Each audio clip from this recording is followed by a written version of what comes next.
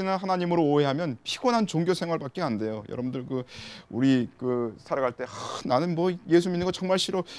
예수님이 전할 때요 사람들이 뭐라면 나 예수 믿는 거 아니에요. 나 싫어요. 이런 사람들이 있어요. 처음부터 아예. 내 제자한테 이번에 전화를 해보니까 나 이거 종교 생활 싫어요. 그러더라고요. 만약에 우리가 무언가로 열심히 설득해야 하나님이 날 용서하신다고 생각하는 그런 관계로 하나님을 생각한다면 이건 진짜 뼈 빠지게 종교 생활이죠. 저는 그런 거 정말 싫습니다. 아마 저는 진짜 싫어요. 그런 거. 하나님께서 우리에게 주신 생명은 죄를 미워하는 생명입니다. 하나님께로서 난 자마다 죄를 짓지 아니하나니 이는 하나님의 씨가 그의 속에 거함이요 저도 범죄치 못하는 것은 하나님께로서 났습니다. 그래서 하나님을 믿은 사람은 말이죠. 하나님의 생명이 이 속에 있어요. 이 하나님의 생명이 이 속에 있기 때문에 죄를 짓지 못하는 생명이 있기 때문에 자연스럽게 죄를 짓지 못하는 거지. 하나님이 우리에게 생명을 주셨는데 그 생명이 죄를 짓는 생명이야. 그러면 죄 안 지으라고 얘기하는 건 너무 어려운 일 아니겠어요? 다시 말해서 예수님 믿기 전에 우리가 가진 생명은 죄를 짓고 죄를 좋아하는 생명이기 때문에 죄 짓는 것이 당연하지만 예수를 믿고 하나님이 우리에게 주신 생명은 죄를 미워하고 죄 짓지 않는 생명이기 때문에 죄 짓는 게 어렵다는 겁니다. 예수 믿고 나서 가장 어려운 게 그거였어요.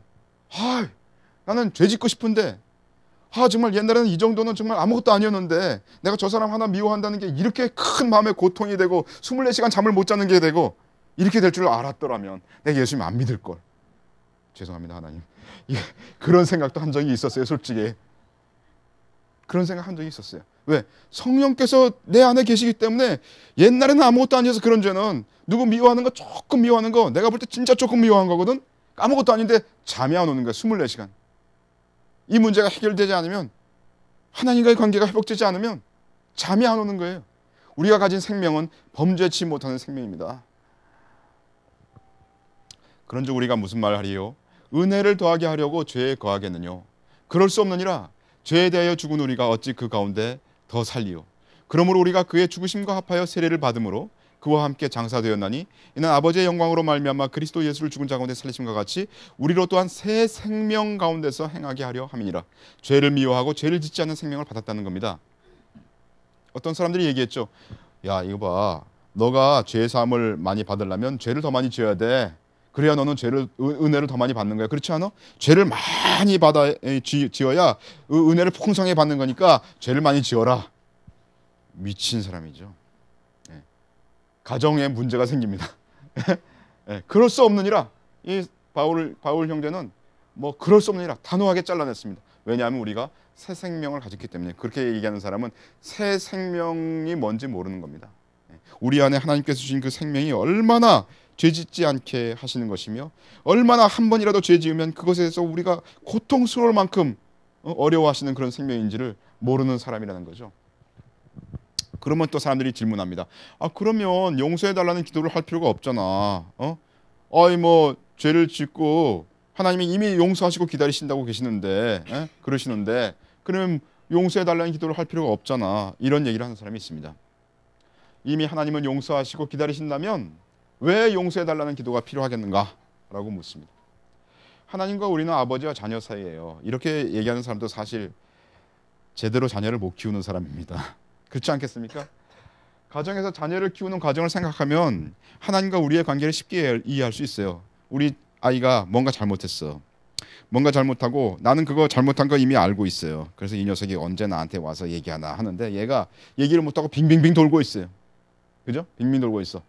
얘기하기 싫어가지고 빙빙 돌고 있어. 그 제대로 된 가정입니까? 노죠. 그러면 밥은 먹되 한마디도 얘기 안 하면서 밥만 먹습니다. 제가 20년간 밥을 그렇게 먹었거든요. 그래서 알아요. 용서를 구하고 용서하는 과정은 관계에서 자녀 관계에서 반드시 있어야 하는 그런 관계입니다. 그죠? 그래야 그게 정상적인 가정이에요. 하나님과 우리는 한 가정입니다. 여러분들 성경이라는 게 복잡하고 어려운 게 아닙니다. 무엇이든지 질문이 들어오면 그거를 교회에 관한 질문이라면 가정관계에서 생각해보면 다 거기에 진리가 숨어 있어요. 가정관계에서 어느 게 올바른 가정인가 하고 생각해보면 하나님의 교회가 어때야 되는가를 알 수 있는 거고요. 하나님의 교회가 어떠함을 알면 내 가정이 어때야 되는가를 더 알 수 있는 게 이게 상호 뭐라 합니까? 상승 무슨 작용을 하는 그런 관계죠. 교회와 가정은. 자, 이제 신분의 변화와 새 생명에 대해서 얘기하겠습니다. 하나님을 믿지 않는 죄인은 죄 짓는 것이 당연합니다. 왜냐하면 그 속에 있는 생명이 죄 짓는 생명이거든요. 물고기는 물 밖에 나오면 죽어요. 그러니까 물고기는 물 속에 들어가야 살잖아요. 그 생명이 물을 좋아하는 생명이니까 그래요. 나 죄 짓는 거 좋아하는 생명은 죄 가운데 살아야 직성이 풀려요. 그렇지 않습니까? 하나님의 자녀는 죄를 짓지 않는 것이 자연스럽고 당연합니다. 저는 물속에 들어갈 수 없는 생명입니다. 저는 물속에 들어가면 맥주병이에요. 그래서 저는 물을 두려워합니다. 그러니까 저는 공기를 쉬고 이렇게 사는 게 너무 편해요. 예? 근데 제가 물속에 들어가면 어떻게 됩니까? 물속에 들어간 걸 금방 느낍니다. 하나님의 사람은 죄 가운데 들어갈 때 내가 죄 가운데 있다는 걸 금방 느껴요. 이러므로 하나님의 자녀들과 마귀의 자녀들이 나타나니 무릇 의를 행치 아니하는 자나 또는 그 형제를 사랑치 아니하는 자는 하나님께 속하지 아니하니라. 그래서 예수를 믿는 사람과 예수를 안 믿는 사람은 확연하게 드러난다는 겁니다. 성경이. 우리가 하나님의 말씀을 정말로 선포하고 우리가 하나님의 말씀을 정말로 따르고자 한다면 하나님을 믿는 사람과 믿지 않는 사람이 극명하게 드러나요. 바울이 어디 가서 전도를 할 때마다 그 두 부류의 사람이 극명하게 드러났어요. 하나님의 말씀이 선포되는 때마다 그 두 부류의 사람이 극명하게 갈라지는 것을 알 수가 있습니다. 경건의 능력, 우리 저번에 경건의 능력 말씀을 전했지만 이 말씀이 경건의 능력의 가장 중요한 말씀인데 이 말씀을 빼놨었어요. 그래서 제가 이 말씀을 오늘 아마 2번쯤 쓸 겁니다. 그의 신기한 능력으로 생명과 경건에 속한 모든 것을 우리에게 주셨으니 경건에 속한 모든 것을 하나님의 능력으로 우리에게 주셨다는 겁니다. 이는 자기의 영광과 덕으로서 우리를 부르신 자를 알므로 말미암음이라. 예수님을 또 하나님을 우리가 알았기 때문에 하나님께서 경건에 속한 모든 것을 우리에게 주셨다는 겁니다. 하나님은 생명과 경건에 속한 모든 것을 이미 우리에게 주셨습니다. 그러므로 우리는 경건하게 살 수 있는 모든 힘을 이미 받았습니다. 우리는 죄를 짓지 않을 수 있는 그 생명을 이미 받았다는 거죠. 자, 이제 하나님이 우리를 구원하신 목적을 잠시 다시 보겠습니다. 에베소서 곧 창세전에 그리스도 안에서 우리를 택하사 우리로 사랑 안에서 그 앞에 거룩하고 흠이 없게 하시려고 이제는 그의 육체의 죽음으로 말미암아 화목케 하사 너희를 거룩하고 흠 없고 책망할 것이 없는 자로 그 앞에 세우고자 하셨으니 이는 곧 물로 씻어 말씀으로 깨끗하게 하사 거룩하게 하시고 자기 앞에 영광스러운 교회를 세우사 티나 주름 잡힌 것이나 이런 것들이 없이 거룩하고 흠이 없게 하려 하심이니라. 여러분, 하나님이 우리를 구원하신 목적은 거룩하고 흠이 없게 하시려고 하신 거예요. 이는 너희가 흠이 없고 순전하여 어그러지고 거스리는 세대 가운데서 하나님의 흠 없는 자녀로 세상에서 그들 가운데 빛들로 나타나며 너희는 세상의 빛이다. 산 위에 있는 동네가 숨기지 못할 것이다. 예수께서 또 일러가시되 나는 예수님은 세상의 빛이다. 베드로전서 2장 오직 너희는 택하신 족속이요 왕같은 제사장들이요 거룩한 나라요 그의 소유된 백성이니 이는 너희를 어두운 데서 불러내어 그의 하나님의 귀한 빛에 들어가게 하신 자의 아름다운 덕을 선전하게 하려 하심이라. 그래서 하나님께서는 우리를 세상의 빛이다. 또 그리스도는 세상의 빛이라고 스스로 말씀하셨습니다. 그 다음에 우리 얘기할 때 하나님은 우리를 만드신 목적 중에 하나가 선한 일을 위해서 만드셨다고 얘기하셨어요. 우리는 그의 만드신 바라 그리스도 예수 안에서 선한 일을 위하여 지으심을 받은 자니 이 일은 하나님이 전에 예비하사 우리로 그 가운데서 행하게 하려 하심이니라. 그가 우리를 대신하여 자신을 주심은 모든 불법에서 우리를 구속하시고 우리를 깨끗하게 하사 선한 일에 열심하는 친백성이 되게 하려 하심이니라. 이상하죠? 네. 하나님은 우리를 만드신 목적이 뭐냐면요, 선한 일을 하기 위해서 만드셨다고 되어 있습니다. 그래서 그 선한 일을 하게 하시기 위해서 하나님이 우리를 징계하신다는 거죠. 저희는 잠시 자기의 뜻대로, 이 세상의 아버지는 잠시 자기의 뜻대로 우리를 징계하였거니와 오직 하나님은 우리의 유익을 위하여 하나님의 거룩하심에 참여케 하기 위하여 징계합니다. 너는 말씀을 전파하라. 때를 얻든지 못 얻든지 항상 힘쓰라. 범사에 오래 참음과 가르침으로 경책하며 경계하며 권하라. 그래서 하나님과 교회를 통해서 하나님은 우리를 다루십니다. 징계하시고 그리고 경책하십니다. 교회를 통해서. 자, 레위기에 다시 돌아가세요. 나는 여호와 너희 하나님이라. 내가 거룩하니 너희도 몸을 구별하여 거룩하게 하고 땅에 기는 바 기어다니는 것으로 인하여 스스로 더럽히지 말라. 우리 기어다니는 거 아까 얘기했어요. 이제 기어다니는 것으로부터 너 자신을 구별시켜라 이런 얘기죠. 성별, 거룩하다는 얘기는 구별하는 걸 얘기합니다. 내가 저런 것들을 내 속에 들어오지 못하게 내 자신을 지켜서 구별시키는 것이다. 이것이 바로 거룩입니다. 내가 이르노니 너희는 성령을 좇아 행하라. 그리하면 육체의 욕심을 이루지 아니하리라.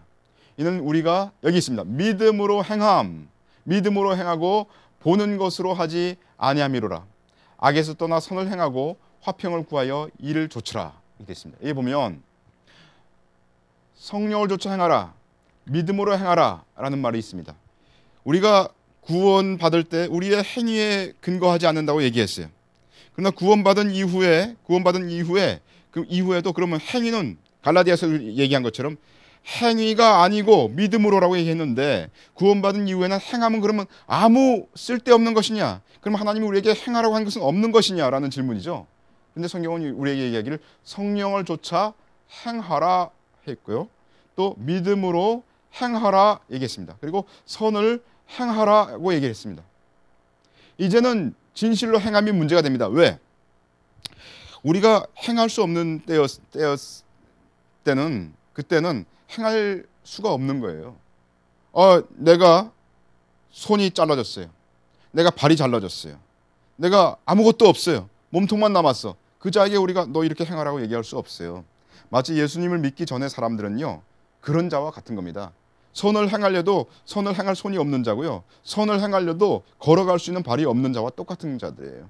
그들에게 하나님은 행하라고 말하지 않습니다. 그러나 이제 그리스도로 말미암아 우리는 정상적인 사람이 된 거예요. 그리스도로 말미암아 손이 생겼고 발이 생겼고 눈이 생겼고 머리가 생긴 거예요. 그런 사람에게는 하나님께서 행하라고 말씀을 하시는 겁니다. 그래서 성경은 계속적으로 우리에게 행하라고 말씀하신 것을 알 수가 있어요. 디도서 우리도 전에는 어리석은 자요 순종치 아니하는 자요 속은 자요 각색 정욕과 행락의 종노릇한 자요 악독과 투기로 지낸 자요 가증스러운 자요 피차 미워한 자였으나 우리 구주 하나님의 자비와 사람 사랑하심을 나타내실 때 우리를 구원하셨어요.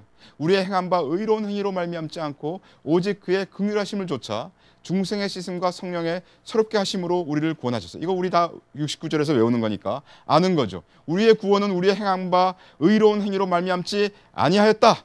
행위가 아니다 라고 얘기를 했어요. 그런데 6절에 성령을 우리 구주 예수 그리스도로 말미암아 우리에게 풍성히 부어주사 우리로 저의 은혜를 힘입어 의롭다 하심을 얻어 영생의 소망을 따라 후사가 되게 하려 하심이라. 여기까지는 이제 구원에 대한 얘기죠. 은혜이고 믿음이다. 행위와 전혀 관계없다. 그 다음에 8절에 이 말이 미쁘도다.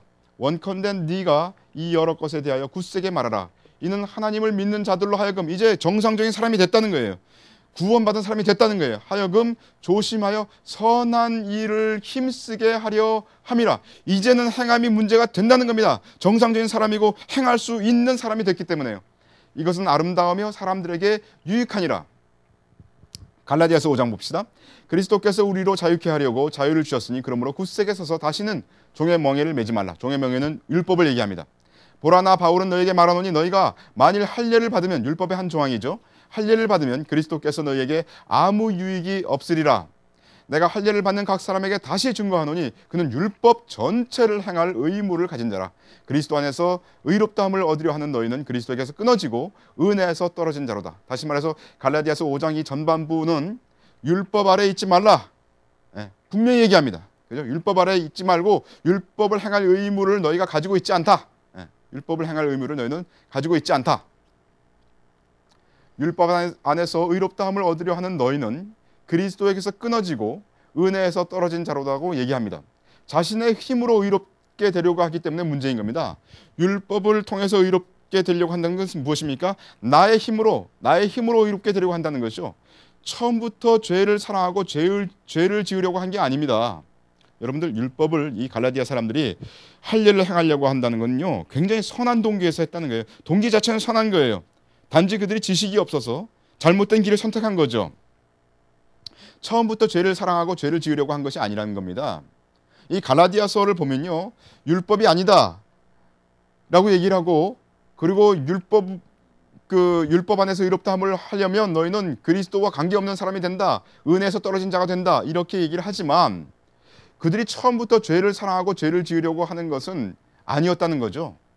그런데 지금